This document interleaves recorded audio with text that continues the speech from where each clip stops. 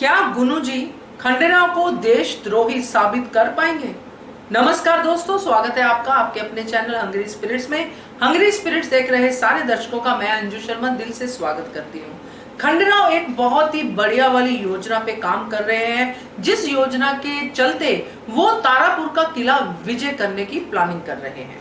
तो ये बात जो है गुनू जी के जासूस सुन लेते हैं, जो हमने प्रोमो में देखा है। और उसके बाद हमने देखा है कि गुनू जी जो हैं बात कर रहे हैं मल्हार राव होलकर के साथ कि कहीं खंडेराव बहुत फिक्र जता रहे हैं कि खंडेराव इस गुस्से में, इस अपमान में कहीं कुछ ऐसा न कर दे जिससे देशद्रोह हो जाए।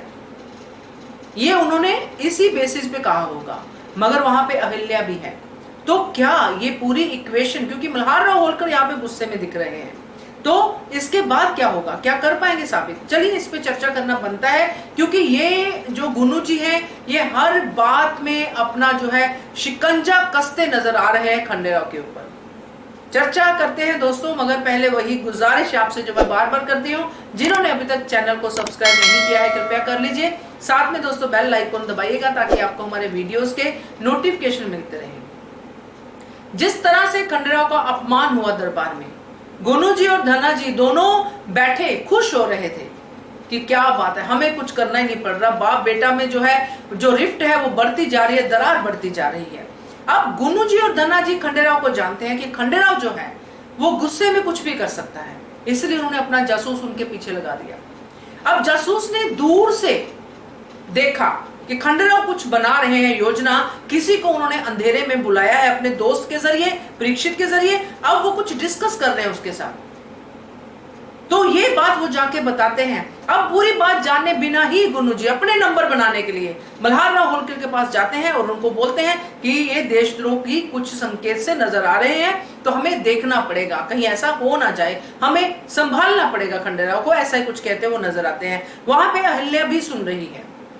अब अहिल्या जो है खंडेराव के साथ ऐसे है जैसे खंडेराव की परछाई, जैसा कि हमने सीन में भी देखा। अहिल्या कितने प्यार से खंडेराव को यह बात समझा देती है कि हम बचपन में भी लड़ते थे, ऐसा नहीं कि हमारी लड़ाइयां नहीं होती थी, मगर जब कोई मुश्किल समय आता था तो हम दोनों मिलके उस मुश्किल का समाधान निकालते थे और उस मुश्किल से निकलते थे और प्रजा को जैसे भी उन्होंने समझाया निकालते थे वहां से। तो अब जो मुश्किल की घड़ी जो खंडेराव की जिंदगी में आने वाली है, उसके बारे में जब वो सुनती है तो क्या वो खंडेराव को ऐसा करने देगी जो वो कर भी नहीं रहे हैं?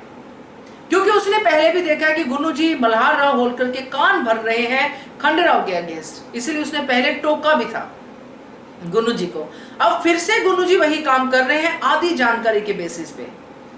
तो इसका ये परिणाम निकलेगा दोस्तों कि गुनू जी मल्हार राव होलकर को तो भड़काने में कहीं ना कहीं कामयाब होंगे, मगर जब अहिल्या और खंडेराव इस सच को सामने लेके आएंगे कि तारापुर किले को जीतने के लिए जो योजना, जो एफर्ट खंडेराव ने की है, वो इन लोगों के दूर दूर तक दिमाग में भी नहीं थी, ना कि मल्हार राव के भी दिमाग में नहीं थी। जिस तरह से खंडेराव ने घेराव किया है, जिस तरह से उन्होंने उस चीज को विन किया है, इसको टाइम लगेगा क्योंकि ये छोटा मसला नहीं है, मगर इस मसले को टाइम लगते लगते बीच में बहुत सारी चीजें खंडेराव के साथ होंगी जो मल्हार राव होलकर और खंडेराव के बीच में और ज्यादा दरार पैदा करेगी। मगर दोस्तों जहां पे अहिल्या और खंडेराव साथ में है वहां पे जीत पक्की है।